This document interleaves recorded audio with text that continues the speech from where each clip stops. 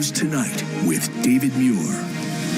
Good evening, and it's great to have you with us here to start another week. But we do begin this week with those surrounding the spire, the fire then advancing, unstoppable, creeping across that roof, then engulfing the spire, and as millions around the world were watching, iconic spire then collapsing on live TV. Fears growing more of that cathedral could come down.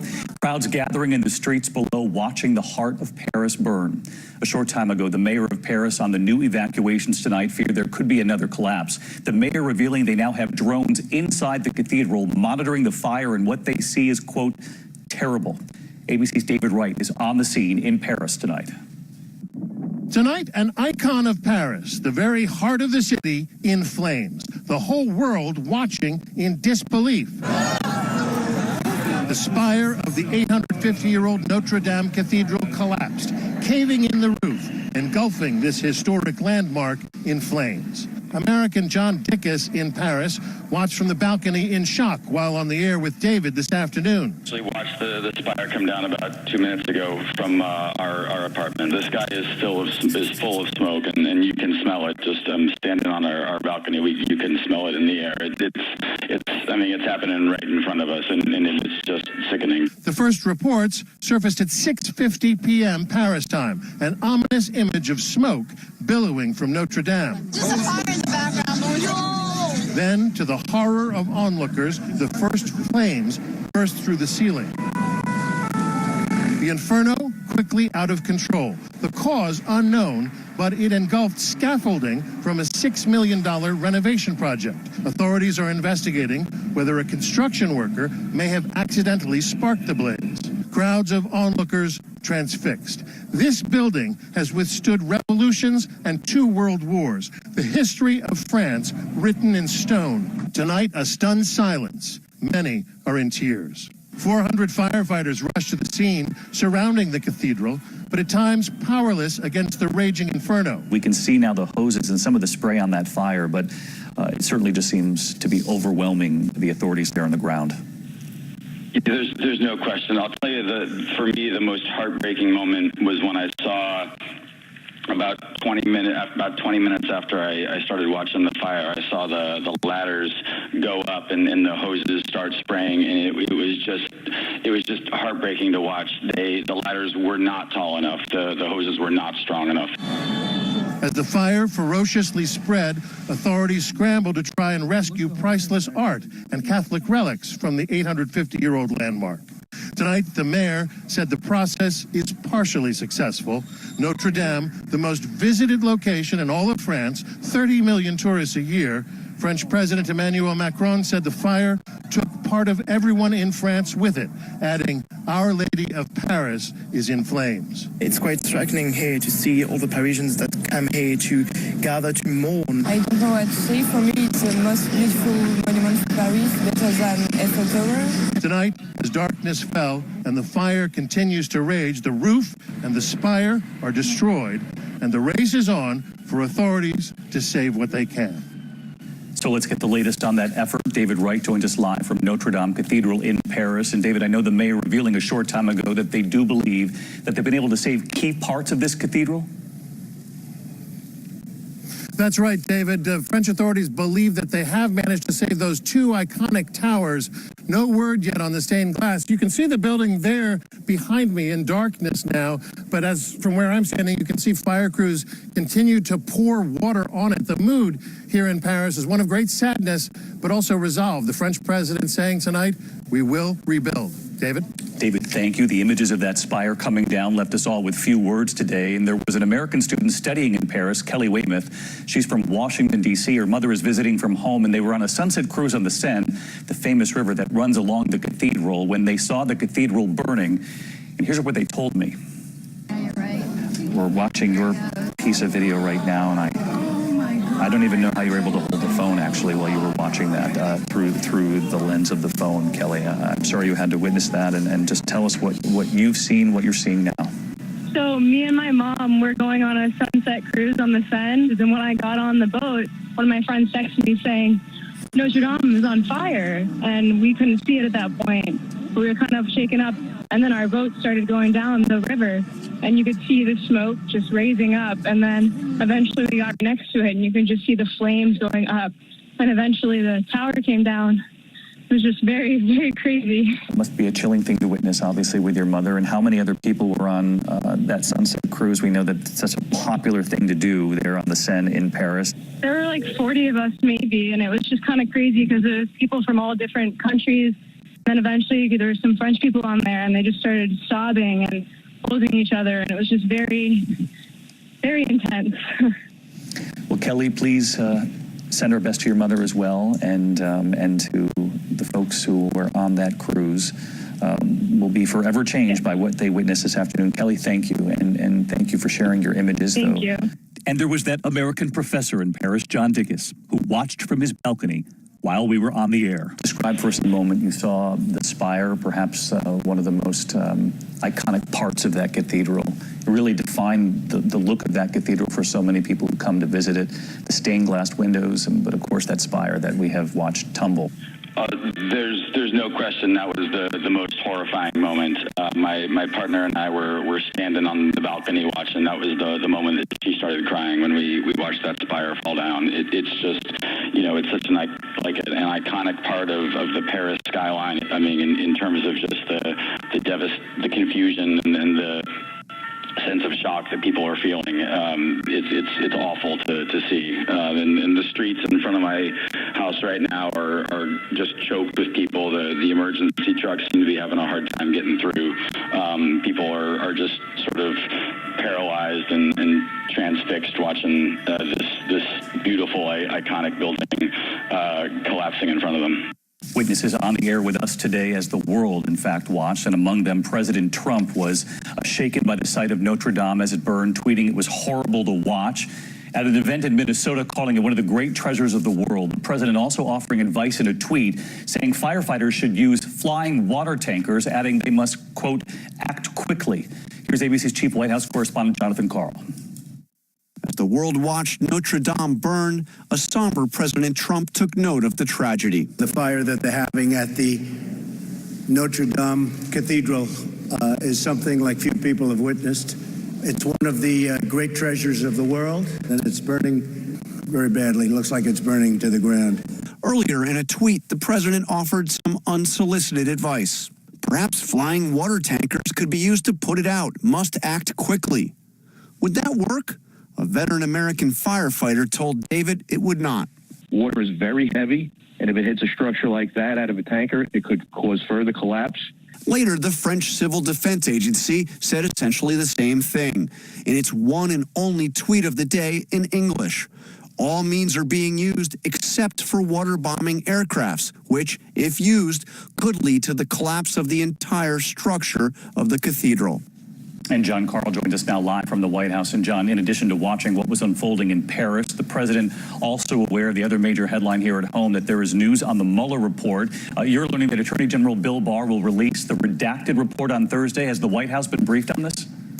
The White House has been briefed, but only in the broadest of brushstrokes, the logistics and timing of the report. The White House has not asked Robert Mueller to see a copy of the report. And more importantly, David, the White House has not asked to have anything redacted by invoking executive privilege. John Karl, we'll be watching this all week long. John, thank you. In the meantime, we're going to turn to the deadly weather in this country tonight. At least 8 people killed, including 3 children. Lightning striking One World Trade Center here in New York City. Runners in the Boston Marathon today forced to wait out dangerous storms there. An EF3 tornado hitting Franklin, Texas, winds of 140 miles an hour. There have been at least 30 confirmed tornadoes from Texas to Ohio, the latest just today in Delaware. ABC's Marcus Moore tonight is in Cherokee County, Texas, where 2 tornadoes struck one town. Tonight, new destruction in the east from that severe weather outbreak. A tornado damaging a dozen buildings in Laurel, Delaware. From the air, you can see the destruction. Torrential storms threatening to delay the start of the Boston Marathon. Runners forced to huddle in shelters. This after 30 tornadoes tore through 7 states. There it is. It's hitting Shelby right now. This twister leaving a 17-mile path of destruction through Shelby, Ohio Sunday. 6 people were hurt. Hurry, hurry, hurry. It's coming this way. In Alto, Texas on Sunday, an EF2 followed by an EF3 an hour apart, leveling parts of the town. There were 3 people here when this happened. They managed to escape unhurt by crawling out of the front door there, and they are thankful to be alive. We're still getting reports of tornadoes on the ground. The town of Franklin, Texas, taking a direct hit from an EF3 tornado with 140-mile-per-hour winds. I've seen tornadoes, but nothing like this. And tragedy in Angelina County, Texas. 3-year-old Jace Creel and his brother Dylan were killed when a tree crushed the car they were in. Their parents survived. And David, back here in Cherokee County, you can see they are in the process of trying to clean all of this up, but the break in the clouds will not last long. More severe weather is expected to hit this area on Wednesday. David. Marcus Moore tonight. Marcus, thank you. We do have news tonight on the little boy thrown from a 3rd-floor balcony at the Mall of America by a stranger. As that boy fights for his life, the man accused is now charged with attempted first-degree murder. Tonight, what he told police about his visit to that same mall the day before, what he intended to do. Here's ABC's Alex Perez. Tonight, new details about 24-year-old Emmanuel Aranda, the suspect that police say cold-heartedly grabbed a 5-year-old boy and threw him nearly 40 feet from a 3rd-floor balcony at the Mall of America. According to court documents, Aranda telling investigators he had cased the mall the day before and he intended to kill someone, an adult, but chose the boy instead, adding he was aware it was wrong. The horrifying scene unfolding Friday. We could see the EMTs over the little child, and all we could see are his little feet. The suspect's motivation, police say, he was angry because he had been rejected by women he approached at the mall. Aranda, who's facing first-degree attempted murder charges, had been banned from the mall in the past for throwing water in a woman's face and destroying property. His family says he has mental health issues. What happened to that baby is so unfortunate, but it's going to bring light to mental illness. David, that 5-year-old boy, his name is Landon. His injuries are life-threatening. Loved ones say he has many surgeries ahead of him. That suspect is due in court tomorrow. David? Alex Perez again tonight. Alex, thank you. And in Louisiana tonight, the suspect in a string of arson fires at African-American churches has now been charged with hate crimes as well. 3 black churches were destroyed by fire in 10 days in St. Landry Parish. Holden Matthews, the son of a local sheriff's deputy, pleaded not guilty to arson and to the new hate crime charges today. He's being held without bond. Actress Lori Loughlin has pleaded not guilty tonight in that college admission scandal. Last week, Loughlin and her husband were charged with an additional charge of conspiracy to commit money laundering on top of a mail fraud conspiracy charge. They are accused of paying $500,000 in bribes to get their daughters admitted to USC. Actress Felicity Huffman took a much different path last week, apologizing publicly and pleading guilty to a single charge. Now to Tiger Woods tonight, and one of the great comebacks in sports history, his win at the Masters tournament. A triumph over scandal and injury, hugging his children. President Trump so impressed by his comeback, he announced he will present him with the Presidential Medal of Freedom. And tonight we've learned of the one man who made $1.2 million on a bet he made right before the Masters. Here's ABC's Lindsay Davis. This is what redemption looks like. The return to glory. That signature fist pump and megawatt smile marking an improbable comeback. Tiger Woods celebrating his 5th Masters win. Every bit as much a professional triumph as it is a personal one. And of course, that hug, a dad with his son, so reminiscent of the embrace Tiger shared with his own father after his first Masters win in 1997. And here it is. When I tapped the putt in, I don't know what I did, but I know I screamed. To have my kids there, it's come full circle. It's being described as perhaps the greatest comeback in sports. In recent years, the headlines were not about his golf game, but a multitude of setbacks, including a DUI arrest, a cheating scandal that led to a very public divorce, and crippling back injuries that led to 4 surgeries. At one time, his world ranking had fallen out of the top 1,000. I could barely walk. I couldn't sit, couldn't lay down. I really couldn't do much of anything. All part of why he called Sunday's win among his most satisfying. All right, this was pretty cool. Tiger Woods, this is his 15th major victory, so that puts him, what, just 3 now behind Jack Nicklaus, who tonight says he's shaking in his boots? And I can understand why. Next up, the PGA Championship on a course where Tiger has had victory before. Bethpage Black on Long Island. And David, he's favored to win. He wasn't the only winner, by the way. An American man won $1.2 million on a bet. He turned $85,000 into $1.2 million. Apparently, this was his first time ever betting. Not bad. Not bad at all. Tiger's newest fan. All right, Lindsay, thank you. Next tonight, here, the deadly fall under investigation at Fordham University here in New York City. A senior plunging to her death, climbing the school's landmark bell tower, which is off limits. And now reports tonight of a Snapchat video taken just before the fall. Here's ABC's Ariel Reshef. Tonight, police in New York investigating how 22-year-old Sydney Monfries was able to sneak into Fordham University's iconic bell tower with friends and accidentally plunge to her death. Female fell from a high location, neck and head injuries, top of the bell tower on Fordham University.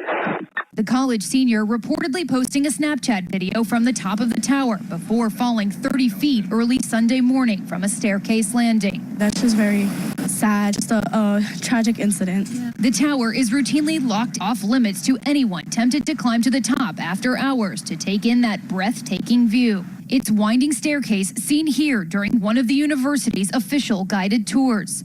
Monfries, whose love of travel was captured on her Instagram feed, was set to graduate next month. Tonight, her family grieving. They are heartbroken. It's the hardest thing I've ever had to witness. David, a spokesperson for the university tells me none of the other students involved in this incident will face disciplinary action. Monfries will receive a posthumous degree. David? Ariel Reshef. Next of other news into the teenager arrested for a double murder in Grand Chute, Wisconsin. Police say Alexander Krause admitted to shooting and killing his grandparents. Authorities found the bodies at their home. Police say after his arrest, he also admitted wanting to, quote, cause harm at his high school. They have not released details of the alleged plot.